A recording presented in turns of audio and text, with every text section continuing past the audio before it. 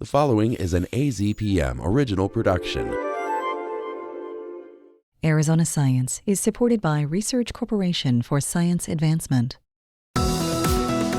For Arizona Public Media, I'm Tim Swindle, Professor Emeritus of Planetary Science at the University of Arizona, and this is Arizona Science. Joining me today is Al Conrad, a staff scientist at the Large Binocular Telescope. Welcome, Al. Thanks for having me on. If you don't mind, could you first tell us a little bit about what the Large Binocular Telescope, or LBT, is? Sure. The Large Binocular Telescope is located in Arizona, about 200 miles east of here. And it's comprised of two large mirrors, 8.4 meter diameter, and they're on a single mount. So in terms of collecting area, it's effectively a 12-meter telescope. And in terms of what's called the baseline, which is the largest effective diameter, it's 23 meters in dimensions. So by many measures, it's the largest telescope in the world. Al, I've seen several references recently to some spectacular images you acquired of Jupiter's moon Io. We're used to space telescopes taking higher resolution images than ground-based telescopes, but you've overcome that. Well, it's the magic of adaptive optics, basically. Adaptive optics is the technology that corrects for the aberrations in the Earth's atmosphere and allows telescopes on the ground to see as clearly as telescopes in space. Now, we've been observing Io using adaptive optics with many telescopes since about 2005. That's when the adaptive optics technology matured. What's different is that in the past, we've always observed Io at infrared wavelengths. So we're looking at the heat from the volcanoes. Now, thanks to technological advances, it's possible to use this same technology, adaptive optics, but at visible wavelengths, the same wavelengths that we see with our eye.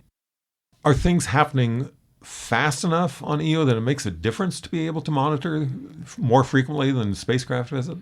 Yeah, it's very active. For example, there's a large volcano on Io's surface called Pele, and it's surrounded by this what's called Pele's Red Ring. It's a huge feature, 1,200 kilometers in diameter, and we know it's persistent because it's red.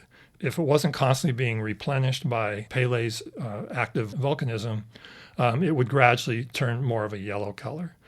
We took these images around Thanksgiving last year, and right away, I and colleagues said, wow, there's a big bite taken out of Pele's Red Ring.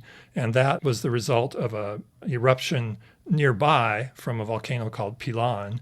And we were seeing the dark material, the lava that had flowed out from Pilan, covering this portion of Pele's Red Ring. How do the images that you've taken with LBT compare with the images taken by something like the Hubble Space Telescope? The images that we took of Io with LBT are of higher quality. You can see more detail than the previous images using Hubble. And Hubble, prior to this new instrument, by the way, which is called SHARC-VIS on the LBT, produces images of roughly twice the quality, being able to see detail down to 50 kilometers on the surface of Io. Are there other projects besides moons where the resolution of LBT is uniquely suited? Sure. I mean, in the area of solar system objects, we also observe asteroids. And with asteroids, we search for new satellites. There's many people don't realize, but many asteroids have moons to themselves. And so they have their little planetary systems in their own right. And some have 2 and even 3 moons.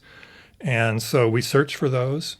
It's very valuable to discover a moon around an asteroid because by tracking the orbit of that moon, you can determine the asteroid's mass. And mass is key for understanding the composition of an asteroid. Mass taken together with the volume, which we also determine using adaptive optics by measuring the shape, the contour on the plane of the sky, and then forming a shape model. You take those two ingredients, the mass and the volume, and you get density. Our guest today has been Al Conrad, an astronomer with the Large Binocular Telescope in eastern Arizona. This is Tim Swindle, and you have been listening to Arizona Science. You can also listen to this and other Arizona Science segments by going to the AZPM website at azpm.org.